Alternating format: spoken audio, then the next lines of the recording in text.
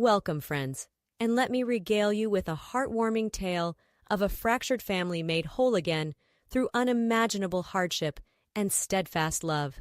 Enjoy the story. Emily Johnson, a bright-eyed 10-year-old with golden curls, skipped up the steps to her family's sprawling suburban home. Her after-school English class had been unexpectedly canceled, giving her a rare afternoon off. As she reached for the polished brass doorknob, the sound of raised voices from inside made her pause. "Mike, what do you mean sending her to a boarding school?" Emily's stepmother Jessica's usually melodic voice was shrill with disbelief. "She's just a child. We need to be patient and loving with her. It's tough, I know, but she's only 10 and still remembers her mom." Emily pressed her ear to the door, her heart pounding. Her dad wanted to send her away? "Jessica, you've tried so hard, but she's completely out of control." Mike Johnson sounded exhausted, defeated. "A year at boarding school might help discipline her and teach her to respect her elders since we can't seem to get through to her." The room began to spin as Emily struggled to process what she was hearing. She often felt lightheaded these days, but this was different. She leaned heavily against the door, straining to catch every word. "Mike, you're her father!" Jessica's voice rose an octave. "You raised her since she was a baby when you married her mom. Are you really prepared to just give up on your own daughter now? I can't believe you'd say that, even if she doesn't accept me yet." Emily's knees buckled. Mike wasn't her real father? He was going to ship her off to some strict boarding school? Black spots danced before her eyes as the shocking revelations took their toll. The last thing she remembered before the darkness claimed her was the hardwood floor rising up to meet her.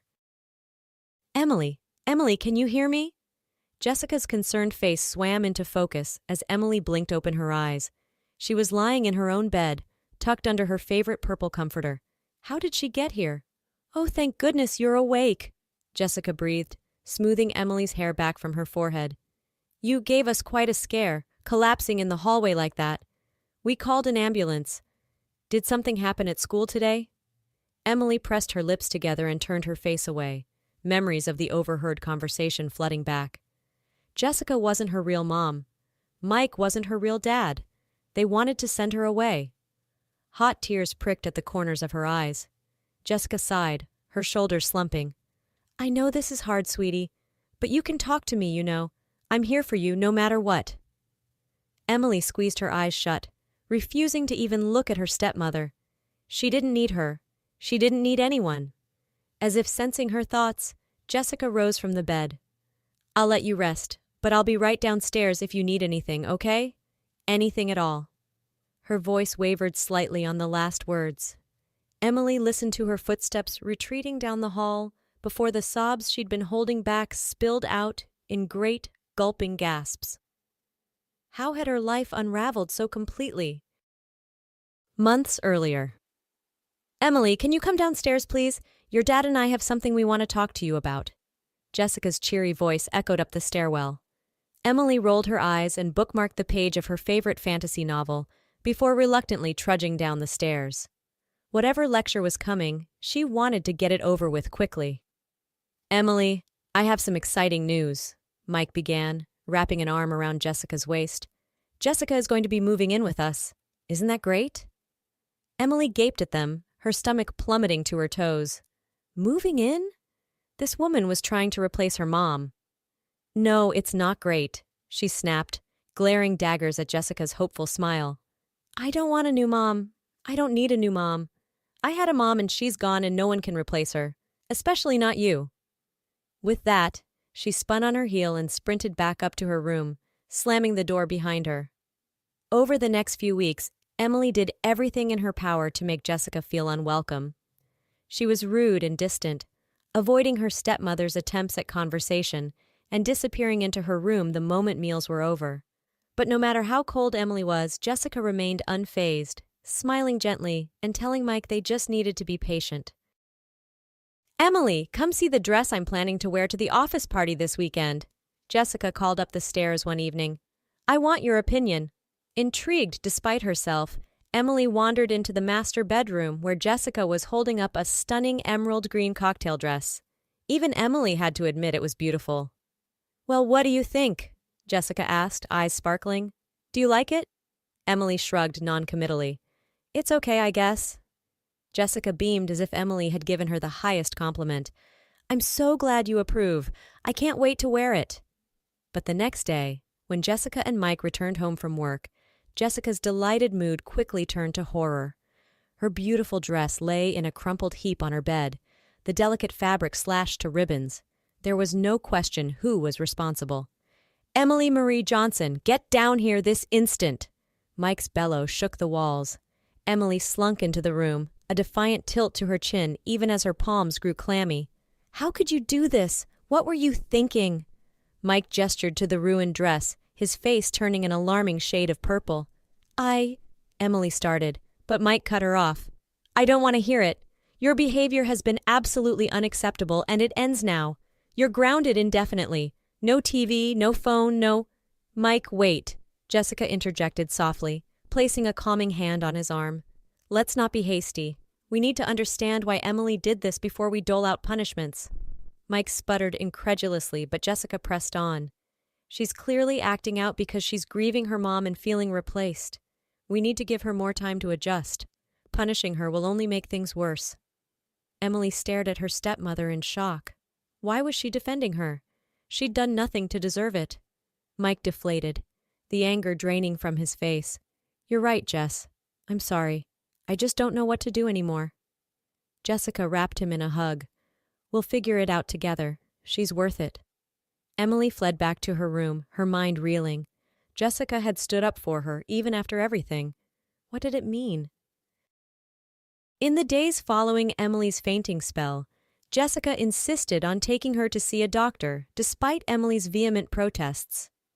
After an interminable wait in a sterile white exam room, the doctor returned with a grave expression. Emily, I'm afraid the tests show that you have acute lymphoblastic leukemia, he said gently. It's a type of blood cancer. We caught it early, but you'll need to start treatment right away, including a bone marrow transplant from a close genetic match, like a parent or sibling. The world seemed to tilt on its axis as Emily struggled to absorb the bombshell. She had cancer? She needed a transplant? Mike gripped Jessica's hand, his face ashen. I'll get tested right away, whatever she needs. The doctor shook his head sympathetically. I'm sorry, Mr. Johnson, but you won't be a viable donor. Emily's biological father would be the best bet. But I am her father, Mike protested weakly. Not her biological father, the doctor clarified. You mentioned you adopted Emily as a baby when you married her mother? Mike nodded numbly, realization dawning. Emily couldn't breathe. Not only was Mike not her real dad, but now she might die because of it. The walls closed in around her. I'll do it. Jessica's quiet declaration cut through the haze of panic. Emily stared at her in disbelief. I know I'm not family, but I'd like to get tested, Jessica continued, her voice steady and sure. We have the same rare blood type, so there's a chance I could be a match. The doctor's eyebrows shot up. Well, it's certainly unconventional, but given the circumstances, it's worth a try. We'll run the tests right away. Emily couldn't tear her eyes away from Jessica's determined face. Why would she volunteer for something so risky? For a stepdaughter who had been nothing but cruel to her? It didn't make sense. The day of the transplant arrived, and Emily lay in her hospital bed, her small body seeming even more fragile engulfed in the sterile sheets. Jessica sat beside her, holding her hand, as the anesthesiologist prepped the IV.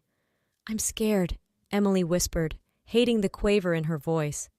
Jessica squeezed her hand, her eyes shining with unshed tears. I know, baby, but you are so brave and so strong. This transplant is going to work and you're going to beat this. I promise, and I'll be right here when you wake up. Emily searched her stepmother's face, looking for any hint of insincerity, but found only love and fierce determination.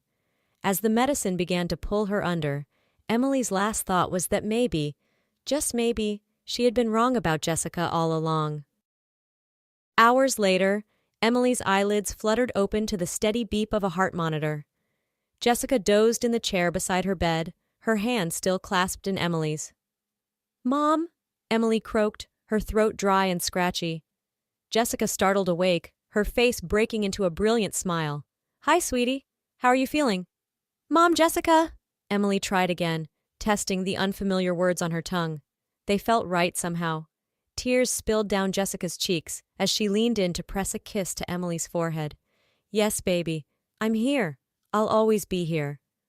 "I'm sorry," Emily rasped, her own tears threatening to fall. "I'm sorry for being so awful to you. You didn't deserve it. I promise I'll be good from now on." Jessica brushed the tears from Emily's cheeks with a gentle thumb.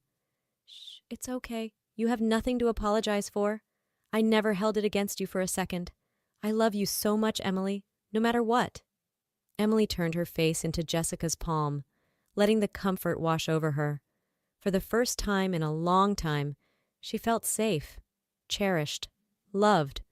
Mike watched the tender scene from the doorway, his heart swelling with gratitude for his amazing wife. He didn't know what he had done to deserve her, but he thanked his lucky stars every day that she was his, that she was theirs. The year following Emily's transplant was a time of growth and change for the Johnson family. Emily recovered at home, Jessica taking a leave of absence from work to homeschool and care for her.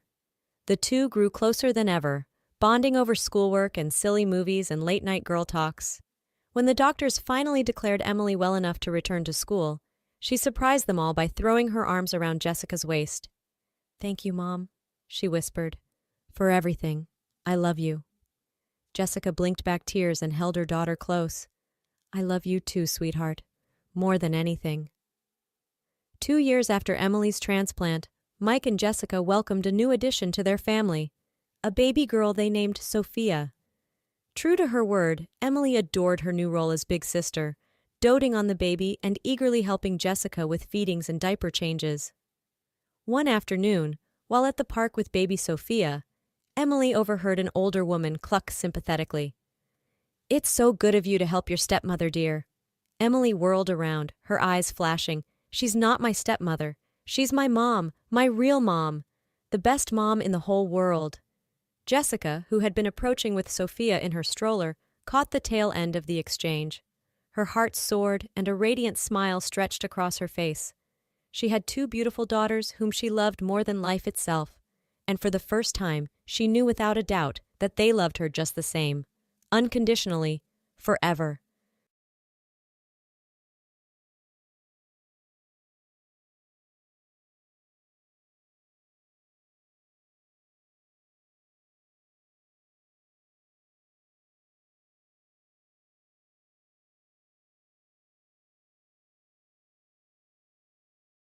Alright, everyone's presentations are done. Nick, the manager, said as he tried to move the discussion forward. Excuse me, I haven't. I recently found out something. Nick interrupted me and began to speak. There's apparently someone in this department who didn't graduate high school and is just a part-timer. Meetings should be for employees only. Absolutely right. His lackey, Mike, of course, agreed with Nick. I'm leaving. After leaving the meeting room, I started to shut down my computer. I noticed that an email had arrived, not in my personal inbox, but in the company's shared email. Thinking, there's no point in speaking up, no one will listen, I went home quietly. The next day, I heard a commotion from Nick's desk. He was staring at his computer screen, his face pale. Nick! Is something wrong? Mike looked at the screen with him. And he turned even paler than Nick. Why is he so angry? Knowing the reason for Mike's distress, I thought to myself, serves them right. My name is Adam. My mother passed away when I was in the 9th grade, and I was raised by my father. Well, you could hardly call it being raised. After my mother passed, my father changed. He drowned his sorrows in alcohol, and though he still went to work, he squandered our living expenses on horse racing. Because of that, I had to start working part-time as soon as I entered high school. Every month, I went to the convenience store with bills in hand that couldn't be auto-deducted from my father's account. Even though I endured it because I didn't want to be alone, I reached my limit in my 2nd year of high school and dropped out. I found a live-in job at a distant inn. Thank you for everything. The day I left home, my father, still staring at the TV, spoke. Take care. That was our last conversation. Back then, 18 wasn't the age of majority, so I needed my father's permission to work, and I couldn't hide my place of employment. Yet, my father never visited me even once. I kept working just to survive, and before I knew it, I was 42. Years of hard work paid off, and I was transferred to the headquarters. I was thrilled to be recognized by the company, as I thought I'd be working in the field until retirement due to my lack of formal education. Listen up. Our work can change the future of our employees. Don't drag us down. On my first day after the transfer, Nick, dressed in an expensive suit, spoke sternly. There was a reason for this. Our inn was located in a prominent tourist destination, known so well that everyone in the state could sing its commercial jingle. At its peak, we had 5 locations within the state. But that was long ago. Due to financial difficulties and aging facilities, only the place where I had worked for many years and the original establishment remained. I was prepared to lose my job anytime, but now there was a glimmer of hope. With the rise of social media, the tourist area where the inn was located started gaining attention again. Depending on how hard the sales department, where I was transferred, worked, we could either thrive or be forced to give up this prime location to the new hotel chains continuously popping up. For Nick, who had switched careers from another industry to strengthen our sales, this was a battle he couldn't afford to lose. I understood why he had to be strict. I will do my best. Nick sneered at my enthusiastic declaration. Did you not hear what I said? I'm sorry. I thought I was listening carefully. Out of habit from years of customer service, I apologized reflexively, though I had no idea what had offended him. Someone was watching me with a smirk. In this department, there are those who are expected to excel and those who have been shoved here because they have nowhere else to go. You are the latter. It was Mike, the section chief. He's 7 years younger, at 35. But he was called to headquarters much earlier than I was and had been moving around within the headquarters ever since. I'm not jealous, but I can't accept that he's my boss. Graduating from a prestigious university, he has an unusually high pride and caused many problems as a newbie, making things very difficult for me when I was the front desk leader. When I found out Mike was transferred to the sales department a month before me, I was disheartened. Mike is right. With just a middle school diploma, there's not much you can do. Don't even think about achieving results. As if I didn't exist, Nick remarked, I'm thirsty. Mike eagerly ran to the coffee maker. It seems Mike is Nick's lackey. I regretted being happy about my transfer to headquarters, wishing I had stayed on site forever. Send a direct mail to every company on this list by the end of the day. Nick only assigned me tasks that even a new graduate could handle. What? There are over 1,000 companies. You want me to send to all of them by today? Yes, if you and your fellow misfits split the work, even those with nowhere else to go should finish by today. I glanced at the employees typing away expressionlessly. They were worn out from customer service, only thinking about leaving on time, or were women reassigned after having children, with zero motivation for work. Even Sam, a new graduate from the same university as Mike, who was supposed to be among the expected achievers, had no enthusiasm for the job, having joined the company wanting to do customer service. I don't care what they say, I plan to quit anytime, he said. Only Nick and Mike were highly motivated, making all the decisions between the two of them. I originally only wanted to work at the inn to survive and had no particular attachment to this job. I swallowed my words, thinking I had no right to reprimand them. About a month after the transfer, Nick told us with a frustrated look. To commemorate the 50th anniversary, we've decided to create a plan exclusive for one group per day. Originally, Mike and I were supposed to come up with it, but our president, Mr. Thompson, insists on hearing everyone's opinions. So, you all get a chance. As Nick explained, Mike began handing out prints. Make sure not to embarrass Nick. If your ideas are half-baked, you'll have to redo them. It seemed that they had printed his handwritten notes by Mr. Thompson, which included several questions and a section for free responses. It made sense why Nick had to seek our input, given that all responses had to be submitted to Mr. Thompson. We were given a week to think about it, and a meeting was scheduled to compile our ideas. My plan is to let guests enjoy both the old and modern America. Nick began the presentations. Guests would watch a master confectioner at a nearby traditional sweet shop make sweets in front of them. The welcome drink would be premium tea in a bottle. Nick's plan was certainly attractive. After his presentation, Nick called on us to present in the order we were seated. Just as I stood up for my turn. All right, everyone's presentations are done. Excuse me, I haven't. I recently found out something. Nick interrupted me. There's someone in this department who didn't graduate high school and is just a part-timer. He was likely talking about me. I joined the company as a part-timer and was made a full-time employee when I turned 20. That was 20 years ago, so Nick and Mike probably had no chance to know until recently. Meetings should be for employees only. Absolutely right. After that, Nick kept creating opportunities to solicit everyone's opinions, purposefully excluding me from speaking. The meeting unexpectedly heated up and went past the scheduled end time. A few people asked to leave, and the discussion continued with the remaining few. Still here? Normally, you'd leave in that situation. Though I had no attachment to the job initially, hearing kind words from customers made me want to make them happier. For someone like me, with nowhere to go, the inn was my home and customer service was my life. I felt pathetic about my current self. I'm leaving. I left the conference room and started shutting down my computer. I noticed an email had arrived, not in my personal inbox, but in the company's shared email. Thinking no one would listen to what I had to say anyway, I quietly went home. The next day, while preparing the DM as instructed, I heard a commotion from Nick's desk. In his haste to stand up, he hit his knee on the desk. He stared at his computer screen, his face pale. Nick! What's wrong? Mike, thinking he should be the first to rush over, approached Nick while still wearing his coat. He peered at the screen with Nick. And he turned even paler than Nick. Why is he so angry? Who is responsible for this company? Nick, more irritated than ever, asked, and Mike answered without checking. Probably Sam. Sam wasn't there because he was attending a morning training session for new hires.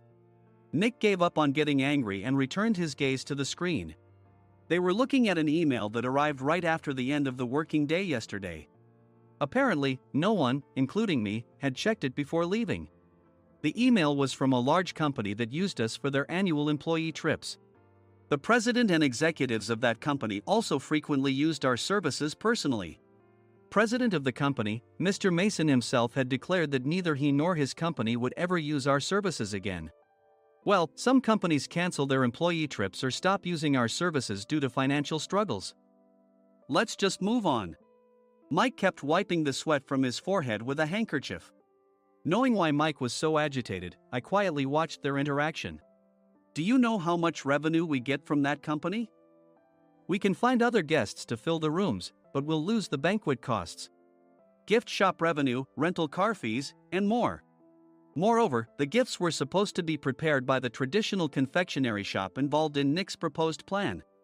If it's known that we incurred such a huge loss at this critical time, Nick's position in the company would be jeopardized. Nick took a deep breath, seemingly trying to calm himself.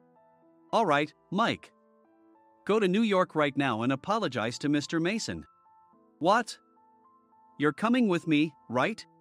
I have urgent work to do. I trust you, which is why I'm entrusting this to you. Please. Mike, believing Nick's sincerity, agreed with a determined look on his face, saying, yes. That's Nick for you. Even if Mike went to apologize, Nick would shift all the blame onto him if the client didn't change their mind. Well, it was Mike's fault to begin with, so it served him right. About 3 hours later, Sam answered a call from somewhere and repeatedly apologized, saying, I'm very sorry. Everyone watched to see what was happening. After ending the call, he informed Nick with a weary tone.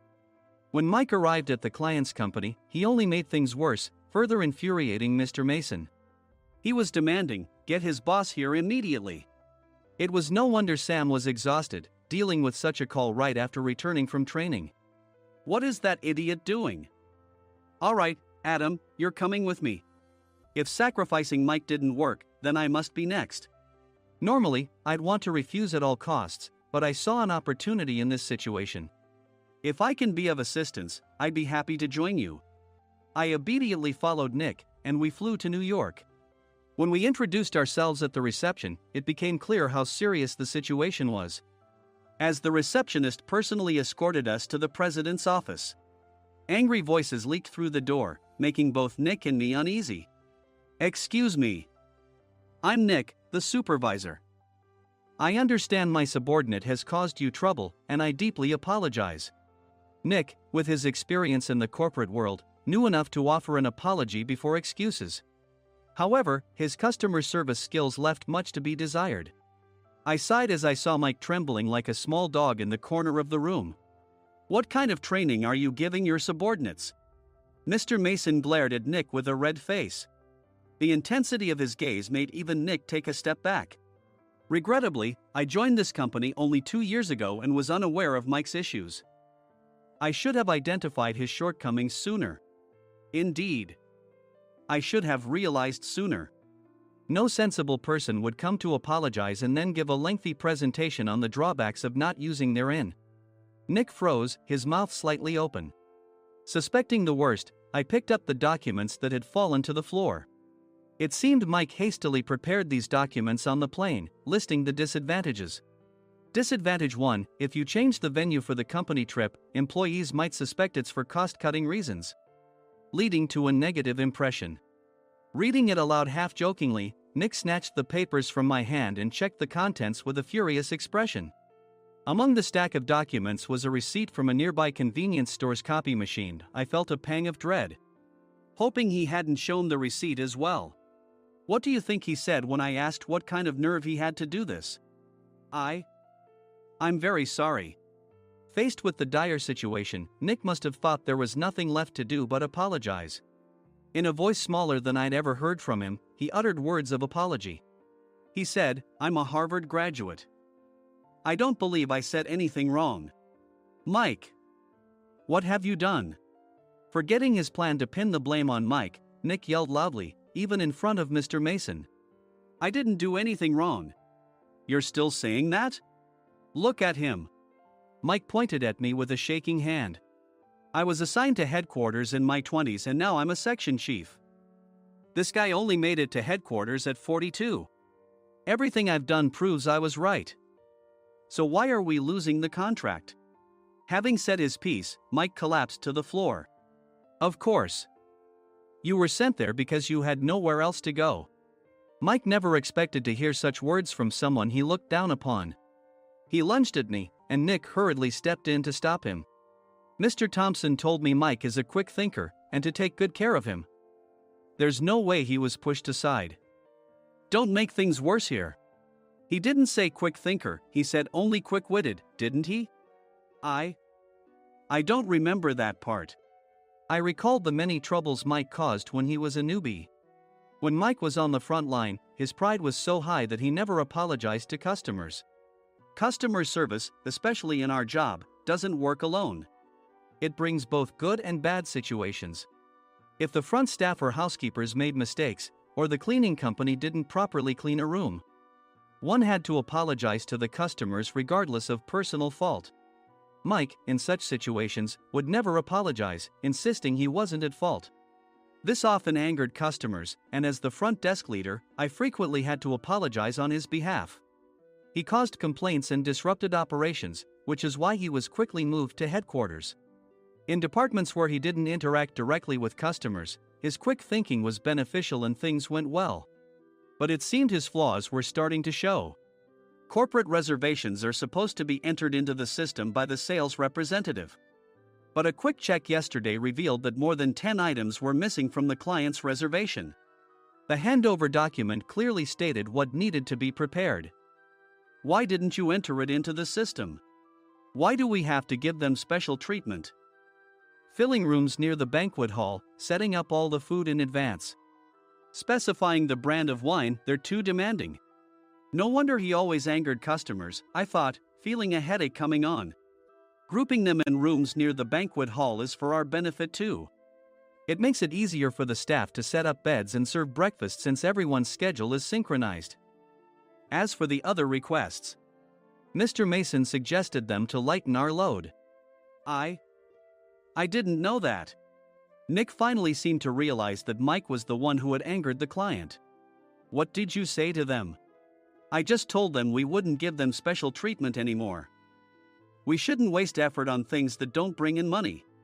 I was utterly exasperated at his lack of understanding of customer service. Of course, we shouldn't comply with unreasonable demands. But carrying over successful practices from past stays makes customers feel remembered and enhances their experience. Good memories encourage repeat visits. That's part of our job. I looked down at Mike, who was sitting on the floor. In our job, nothing is a waste. Mr. Thompson likely moved you to the sales department, hoping you'd finally understand this. How do you think he feels now that you failed to meet his expectations? Mike, tears in his eyes, fled the president's office. I was amazed he still hadn't apologized. You have it tough, Adam. It's okay, we're all employees of the same company. I deeply apologize for this disrespectful incident. Especially after all the care you've shown us. If it weren't for you, Adam, I really would have stopped staying here. When I heard you were moving to the sales department, I was willing to reconsider if you handled it. Seeing us talk so amicably, Nick's face contorted. Do you two know each other? Adam's service is excellent. I always requested him specifically. Normally, we don't accept specific staff requests, but we made an exception for Mr. Mason, adjusting my shifts accordingly. He had personally stayed at our hotel just before my transfer, and during casual conversation, I mentioned, I'm moving to the sales department soon. If I hadn't told him then, things could have been much worse. Please continue to take care of us. I look forward to it. On the return flight, Nick awkwardly offered me a can of beer. It's still working hours. Of course, I had no intention of forgiving him for a single beer. Nick might try to pin everything on Mike and avoid any consequences. While pondering this, a startling fact came to light. Nick, the tea bottles for the plan have arrived. I handed Nick a bottle labeled with our inn's name. They look good. What are you talking about? These are plastic bottles. I had assumed we would use the trendy, high-end bottling tea. But what arrived were ordinary plastic bottles of tea with customized labels. The only unique aspect was the label, which had the inn's name, making it look customized. Upon further investigation, I discovered that a substantial amount of money was set to be paid to the tea company. It was priced like bottling tea. Does this plastic bottle really cost $100 each? The tea inside is specially blended for us. The extra cost is for that. Wouldn't it be better to use another tea company? Or is there a specific reason we must use this one? As Nick continued to make excuses, I showed him a printed email. I informed the tea company's president, Mr. Mitchell, that we discovered irregular payments and he confessed. He said you two were high school classmates and planned to split the extra money. That idiot. Why did he confess? That's not important. You should worry about yourself, this could turn into a police matter. Opening the bottle cap, I suggested. How about calming down with this tea? It supposedly has a relaxing effect. Nick drank the tea frantically. In the following days, decisions were made about their fates.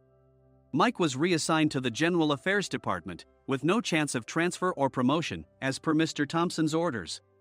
As for Nick, since the payment to the tea company hadn't yet been made, he narrowly avoided legal trouble.